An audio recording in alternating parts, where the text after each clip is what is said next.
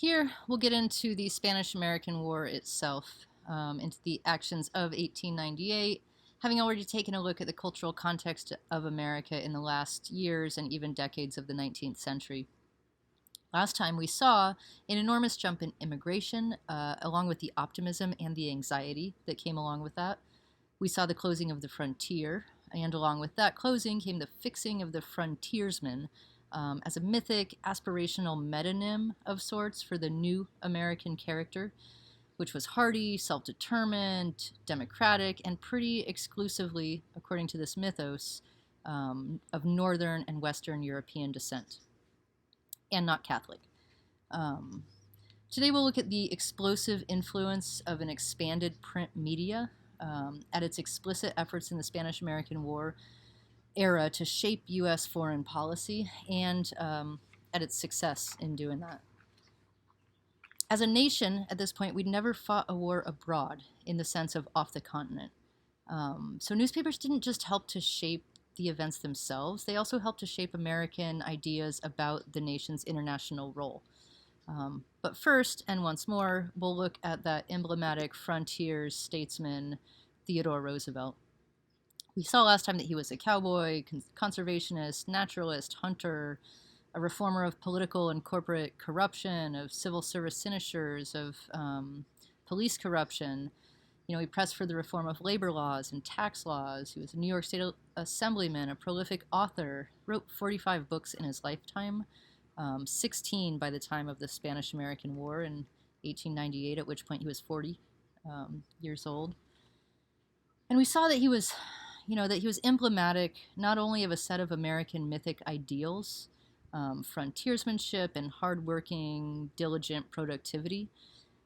He was also emblematic of the genocidal, assimilationist will to power and conquest that was built into these ideals, and that remains a largely unacknowledged part of the American mythos today.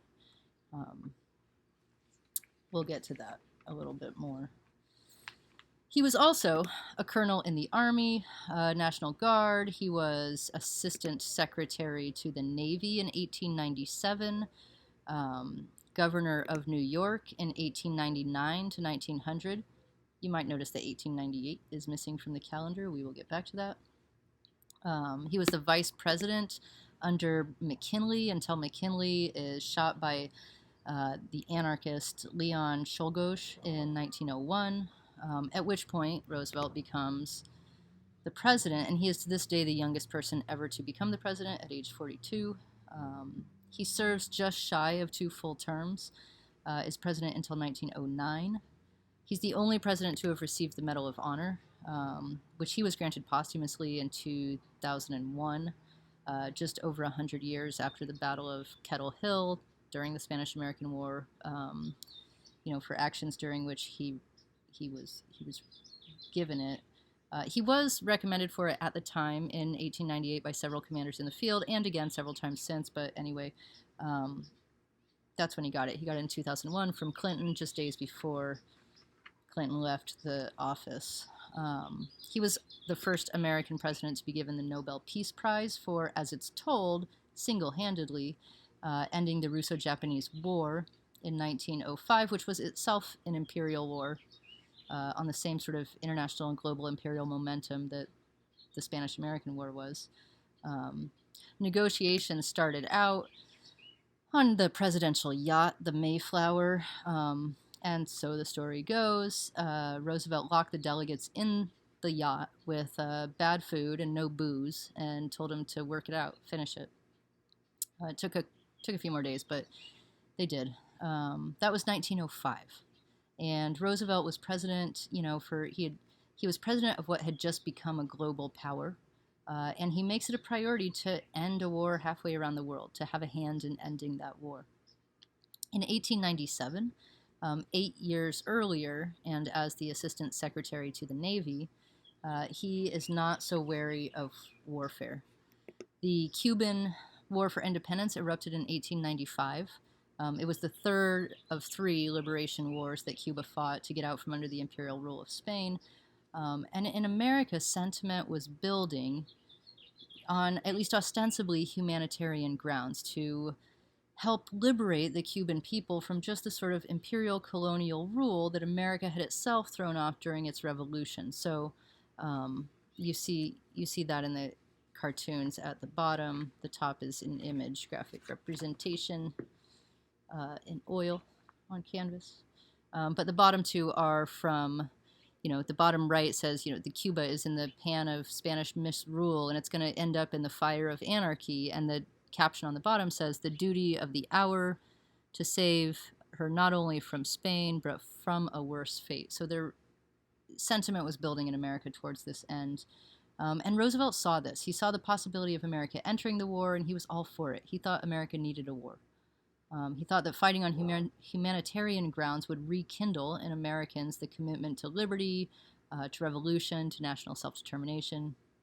And he also thought that the war would be good for Americans in another way. He thought that it would take their mind off of the material gain and commercial acquisitiveness that had so greatly taken over the public mentality during the industrial era.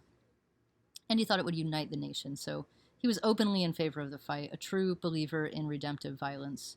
And so were the media moguls, those who were called the yellow journalist and who propagated what we might in today's world called fake news. Tabloid news is maybe a little more, neutral and representative.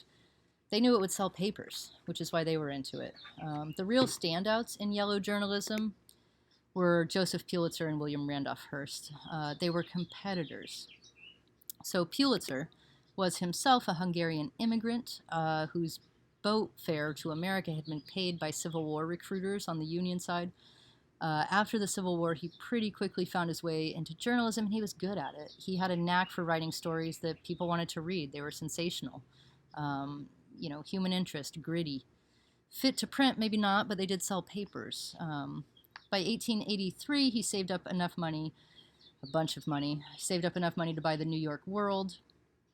Under his leadership, it breaks all circulation records, and this was the era when circulation numbers were printed on the front page above the fold of these newspapers. It was all about circulation.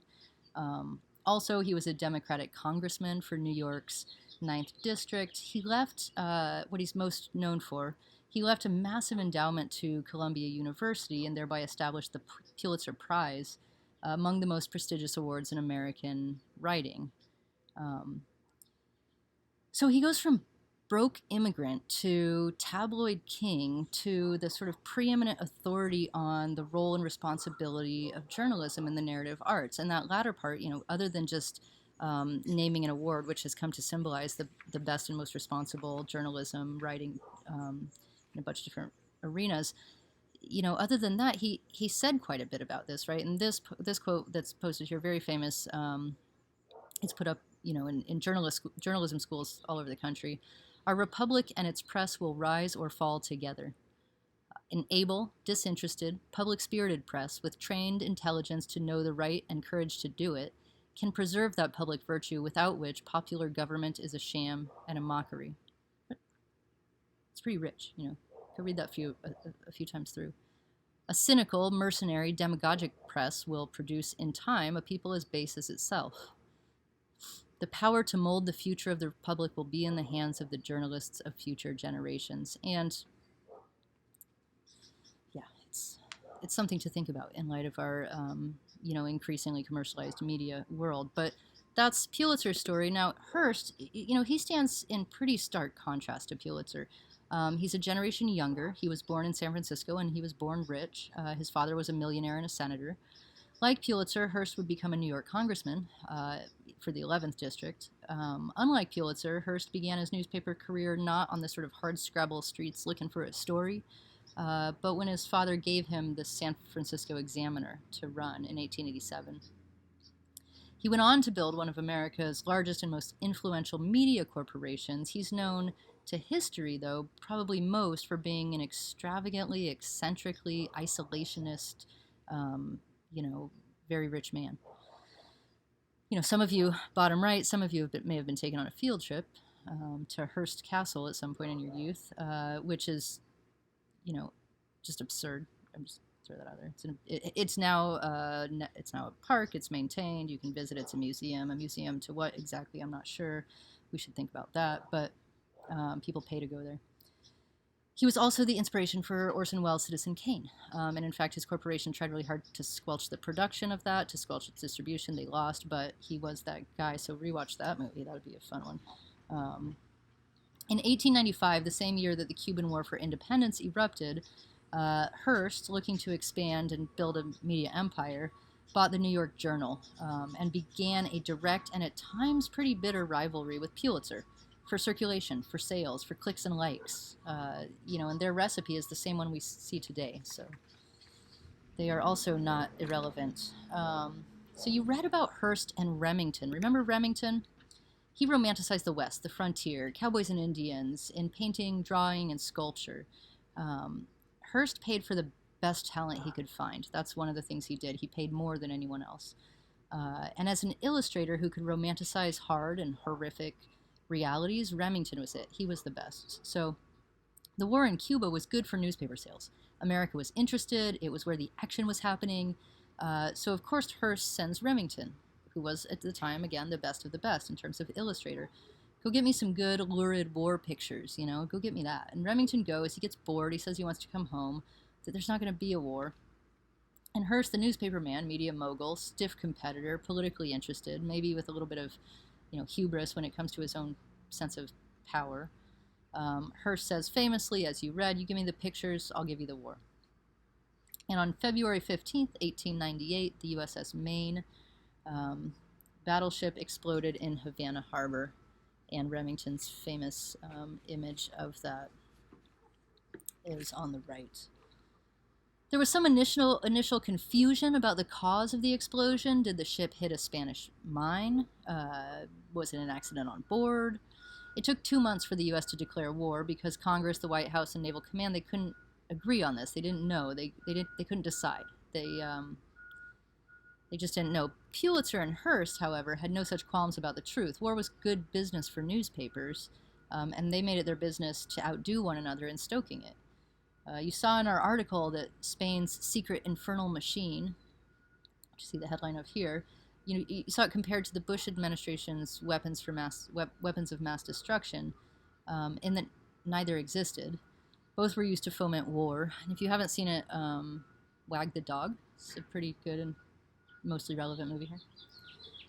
So really, there were no weapons of mass destruction, whatever those are. There was no Spanish infernal machine. Probably, in fact, a drunken sailor dropped his pipe in the gunpowder cask.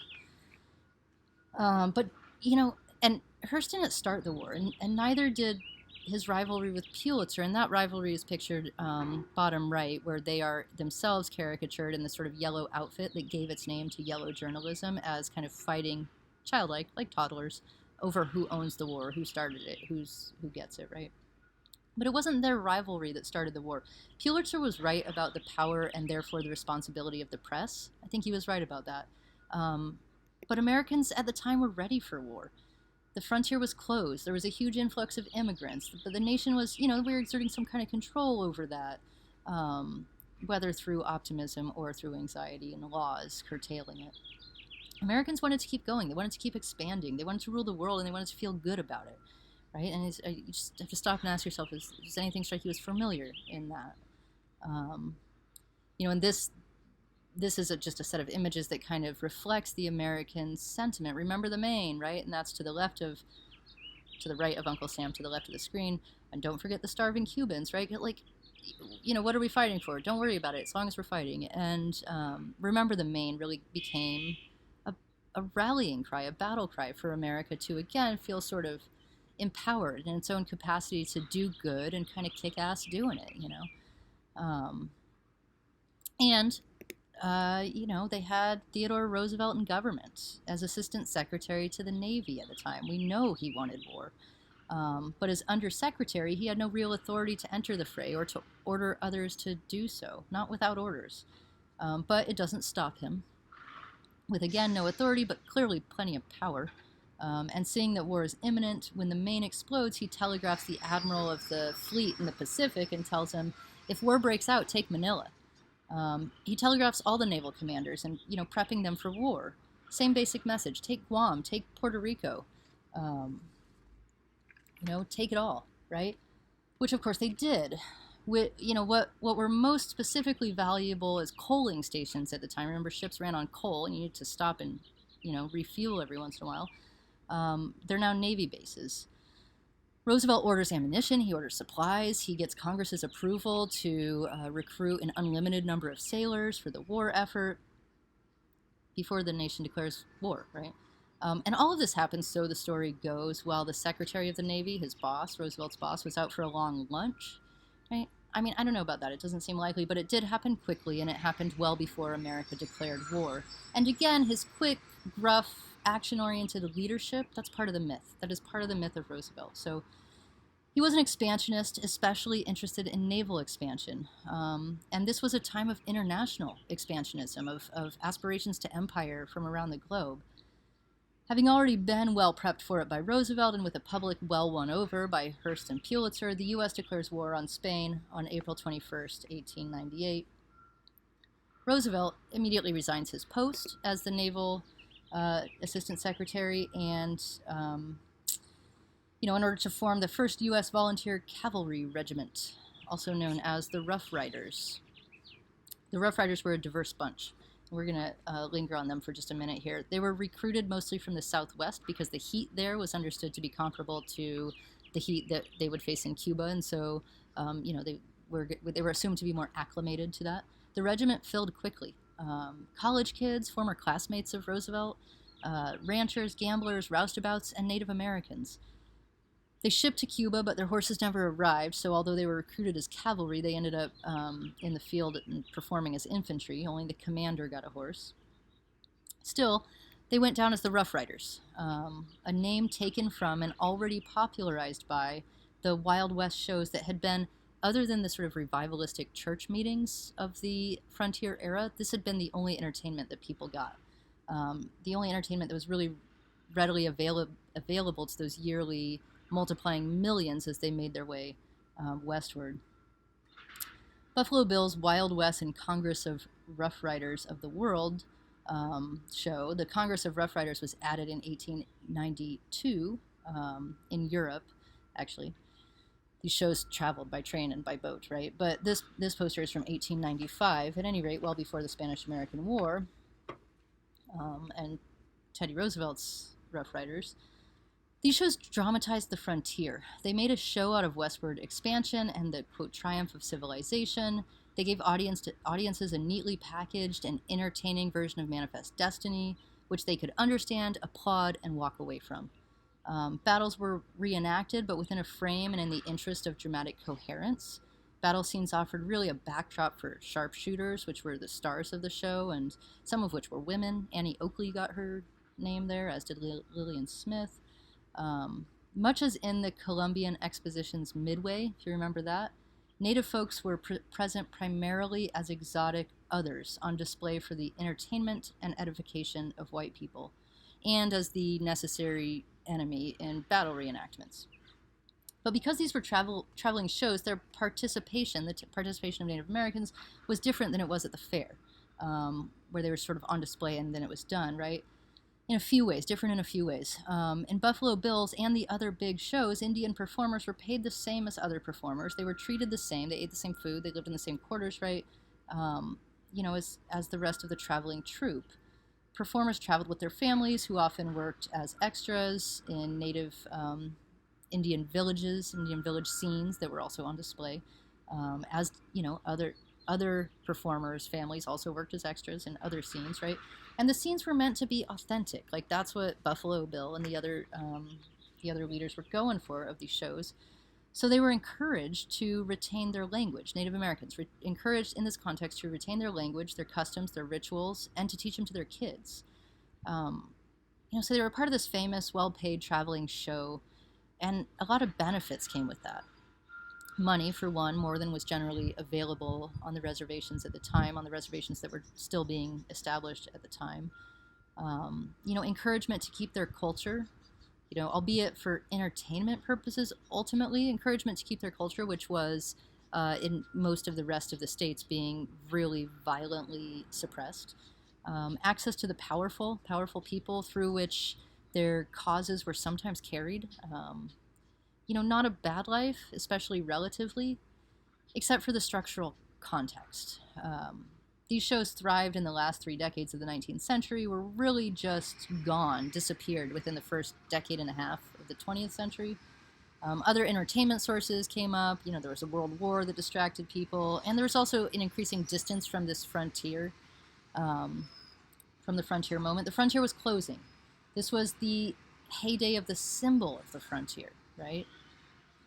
And that symbol was most concretely encapsulated in a rugged, strong, wily white man, making his way west, advancing the cause of civilization, the hero living into the American dream of manifest destiny. Everybody wanted to be him. The kids had pop guns. The crowds cheered, right? This was the vibe of these Wild West shows. Genocide didn't play well, so it wasn't included. It was elided or removed from the narrative.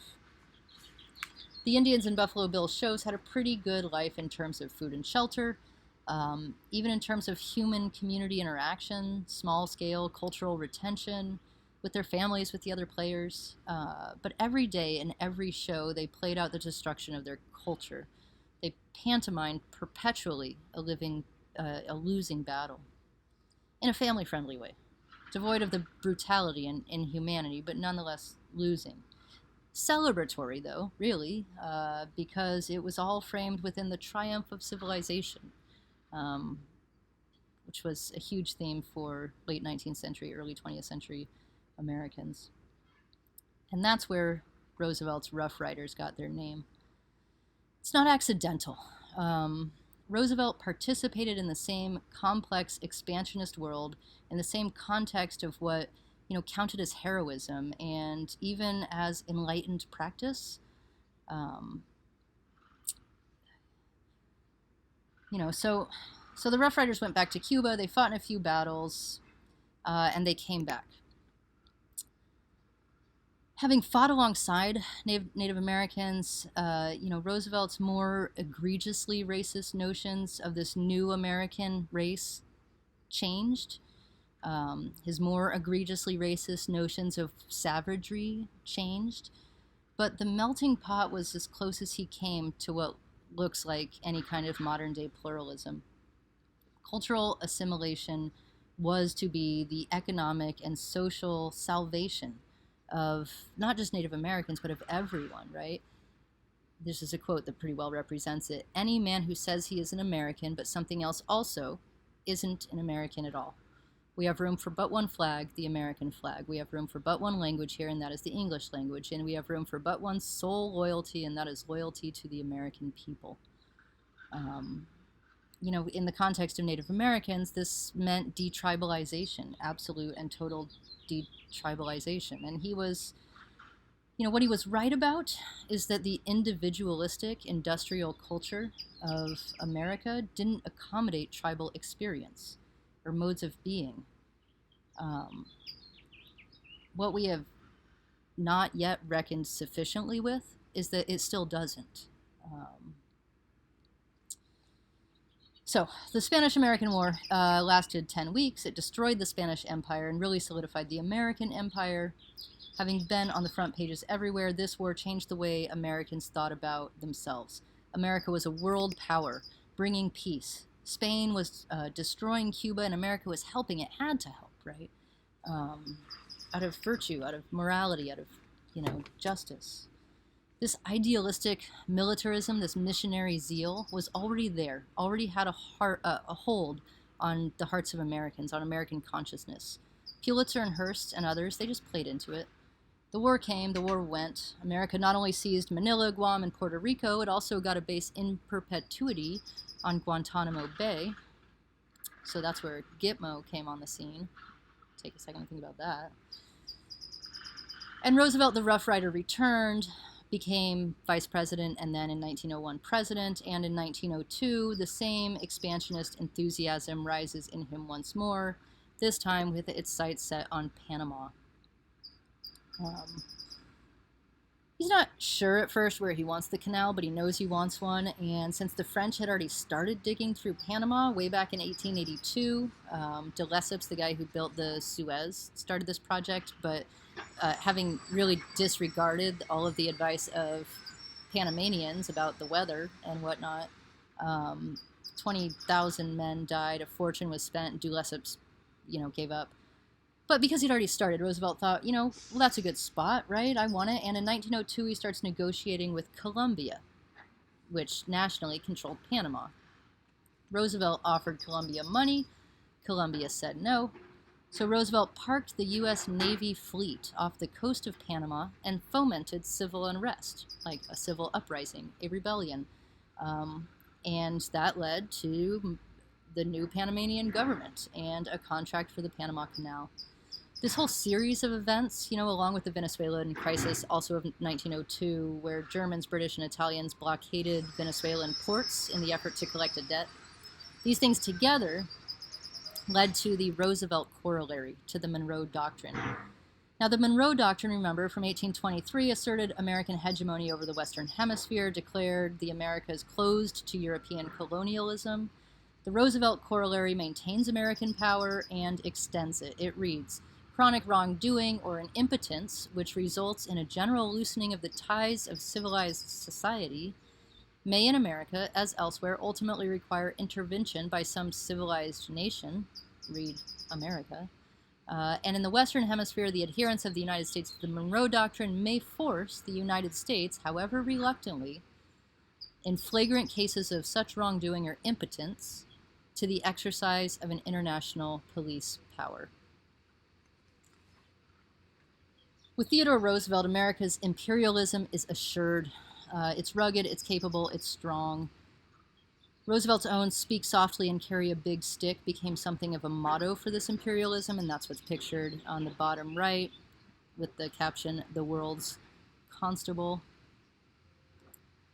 He modeled that new, so-called new American character born of frontier struggle, though again he was born in New York, a character that's rugged, democratic, self-determined, and he models for us now also the structural violence and racism built into that system.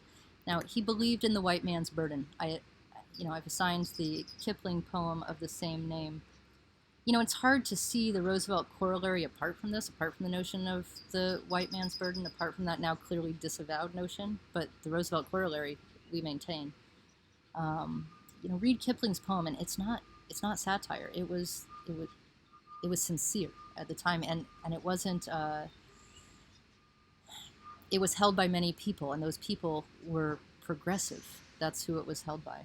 At the turn of the 20th century, those who adhered to the notion of the white man's burden were genuinely considered progressive. We can see it now as clearly arrogant, condescending, dehumanizing, racist, wrong. Pile on the adjectives. But then, in Roosevelt's time, in the time of the Spanish-American War and the Roosevelt corollary, at the time of the closing of the frontier, it was understood as generous, liberal, humanitarian, responsible. And it was fixed firmly in the American mythos, and it's not gone from there. We no longer refer to America's remedial role in the affairs of other nations in racial terms. It's no longer the white man's burden, but the moral responsibility to support and perpetuate the civilizational goals of the so-called First World, to maintain global peace through war. That remains deeply embedded in the living myths of America today. It would be short-sighted of us not to think that future historians will see something arrogant or condescending in that. This 1905 political cartoon seems not, the caption, its title is Peace, seems not irrelevant to us today. Roosevelt was an imperialist. He made the U.S. a global power. He came up in the era of print media expansion, and while he had some verbal and legal battles with the press, he took an ill-advised and unsuccessful suit against Pulitzer's New York World for what he called misstatements of fact. He was also the first president to invite the press into the White House. They used to hang out outside the building. He created the press briefing, the White House press briefing, and a room they were allowed to hang out in. He was rugged, an authentically determined, diligent representative of the frontier ideal. He isn't some, he, the man, wasn't some ideal sort of godlike and stable figure in 60 feet of granite on Mount Rushmore any more than Lincoln was in 19 feet of marble. He's not unchanging. He's absolutely not perfect. He's a person deeply flawed. Some would say unforgivable. Others would say, I would say, it's not our job to forgive history. It distracts our energy from what we should be doing. What we should be doing is learning from it. And a great deal of Roosevelt's frontier ideal, his will to power, still defines us as a nation, often unthinkingly. A great many of his calls to reform still inspire us. How much would you like to see corporate lobbyists out of campaigns, out of Congress? He ran in 1912 as a progressive, a third-party ticket, and at that he didn't win, but he did get more votes than any third-party candidate has ever gotten in an American presidential election. During that campaign, he was shot in the chest, and this is where it's not as though the attribution of this frontiersman mythic image to him is without cause or precedent. During the 1912 presidential campaign, which again he lost, he was giving a speech and he was shot in the chest. The bullet was slowed by the copy of the speech that he had in his pockets, but it still lodged itself right next to his heart. He continued speaking. He finished the speech. For 90 minutes he continued speaking, finished the speech. So again, the bullet stayed in his chest for the rest of his life. It was too close to his heart to, realistically remove. But you've probably heard that one. It's part of the grand mythos that accrues to this guy who was, who also oversaw a legislation, the 1902 act to order Native American men to cut their hair, because that was going to help with the assimilationist model of social uplift that was the closest that this era came to what we might consider an acceptance of diversity or pluralism.